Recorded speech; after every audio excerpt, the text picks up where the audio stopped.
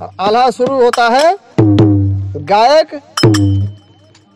पदुमन पाड़े। श्री गुरु राजमुनि मुकरि सुधारे, पहले सुमरो हनुमान बलि को। जय मई हर वाली भवानी आज के दाहिन होई जा दहिने भुजाली हुकैया।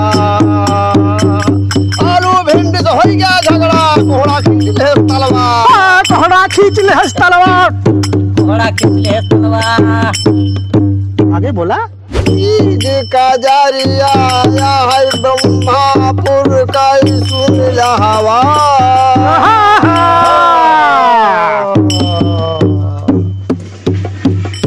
पूरी कचौरी में होएगा झगड़ा, सोहारी खींच ले तलवार। क्यों क्यों कहा कि चील हरियाटा, क्यों क्यों कहा बाघ मरना। बाघ मरना है जस्ते का मुहबे वाला, चल रहा था। है जस्ते का मुहबे वाला खींच ले तलवार। पहले जब का होए जब मजे मजे बतला, सही जब का होए पहला जादू के बल पूजन 12 सुर दौरान। 17 जादू से मुआ पूजे 42 पूजे से महादेव।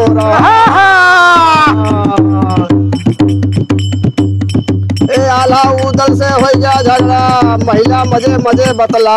महिला मजे मजे बतला। पूरी कचौड़ी से हो गया झगड़ा, सब्जी खींच ले तलवार। सब्जी खींच ले तलवार। है जो तेगा मोहब्बे वाला झौवन मास परे भारा। झौवन मास परे भारा। गौरे पृथ्वीराज चौहान अब का होए अलवा मजे मजे बतला। अलवा मजे मजे बतला।